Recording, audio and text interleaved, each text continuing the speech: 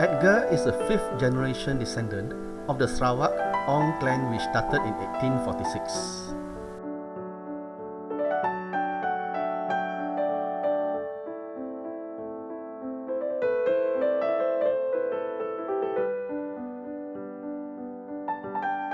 Born in 1950, his father was in the fisheries department, while his late mother was a teacher. Like his ancestors, he studied in St. Thomas's School, from Standard 1 all the way to Form 6. With a maturity beyond his age, he was already discovering his talents and passions in writing and catching up on the world of movies and songs. At an early age of 15, he was already into writing, been in charge of the school magazine, and was also writing articles for the local newspaper. He even formed the only officially registered Elvis fan club in Kuching. Although he scored good results in his Form 6 examinations, he chose to join the rat race after Form 6.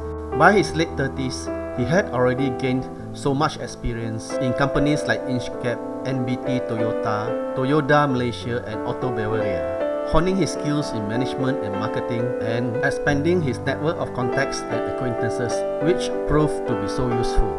This was especially so in his darkest hour when the last company he worked in, Auto Bavaria, folded in the late 1980s due to the economic downturn, and he was out of a job. An old friend introduced him to movie production, and the rest is history. He has found his niche in which he is most well known for. I was looking for work, and an old friend from Inchcape, Ralph Marshall, brought me into a film called Farewell to the King in 1987. So that was my very beginning, my very first film in 1987, about 34 years ago, with Nick Nolte, John Milius, and a real Hollywood production. In those days was about 24 million US dollars budget. The movie didn't make a lot of box office, but it became one of the biggest movies ever filmed in Malaysia, and definitely the biggest in Sarawak. Until, of course, the year 2000, my second big film, Sleeping Dictionary, was filmed in Kuching.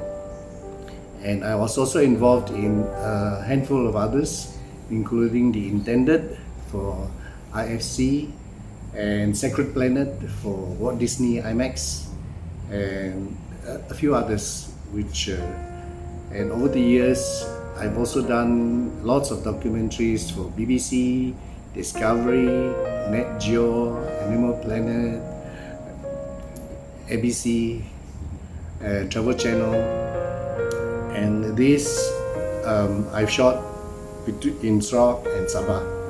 He was mentioned by RB Sarawak as one of the well-known film producers from Sarawak. Many will envy him rubbing shoulders with all the film stars.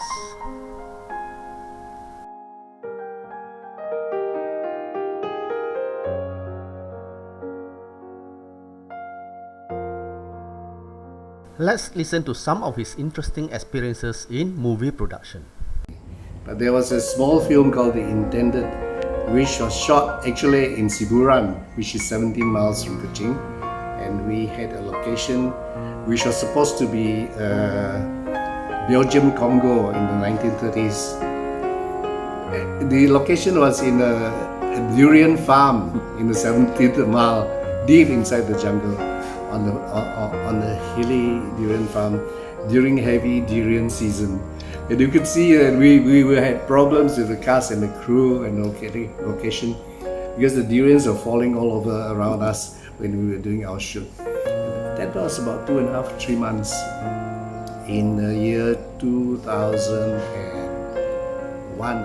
An infamous incident occurred in 2016 when 2 Australian journalists covering one political event in Sarawak were detained. Edgar had been assigned to bring them around. Not one to run away from his responsibilities, he arranged for their release and was with them until they left the country safely. He is also very much into writing, a passion since school days. During my school days, I was the editor of my school magazine, The Square, which was like a quarterly magazine, since I was in Form 3 or 4, when I was about 15, 16. And at about 17 or 18, I was writing for the Vanguard already. I had a column called Pop Art, about arts, entertainment, music and films, which I wrote for about 4 years until I left school in 69.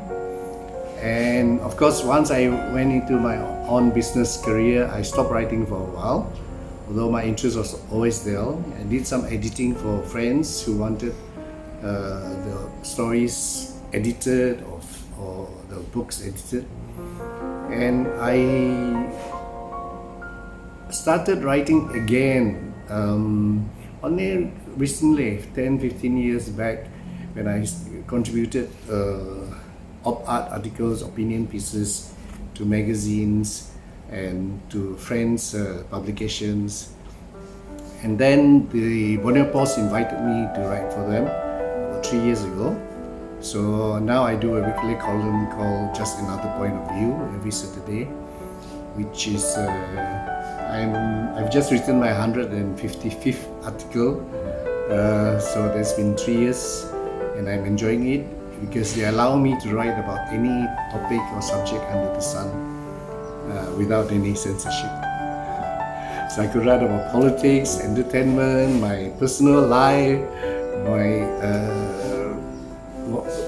whatever subject I can. Also very active in social media, he started the Sarawak Public Feedback on Facebook. About 6 years ago, 5 or 6 years ago, I started a public page because I wanted to give an opportunity for my friends and other like-minded people and locals to have a forum where they can seek information about Sarawak in general, and and give their opinions about the politics and public policies and socio-economic issues whenever they want to, without any censorship. And I call it Sarawak Public Feedback. And I'm happy to note that in the 6 years, as of last week, I think we have just welcomed our 66,000 members. In appreciation of his alma mater, St. Thomas's School, he returned to serve in the Committee of Management, where he first served as a committee member, then as vice chairman, and 2 years ago, he was appointed the chairman of the committee. Despite the current pandemic and the MCO restrictions, we are pushing ahead with our plans, very ambitious plans for the next few years for the school. And I'm proud to be able to say that I am happy to be able to sit where my uncle Tan Sri Ong had sat as chairman of the board. And I think he was chairman for 21 years, which was a bit of a record. He is also quite an expert on food, ranging from Western to local food. And he won't hesitate to share them through various media. So much so that he was elected to head the catering committee in the prestigious Sarawak Club at one time. He has also written several articles and helped edit books on the same topic. Last but not least, he was one of the founding members of the Rainforest World Music Festival in the late 1990s. Today, it is one of the major annual events of Sarawak. With such an incredible record, the Ong ancestors must be very pleased.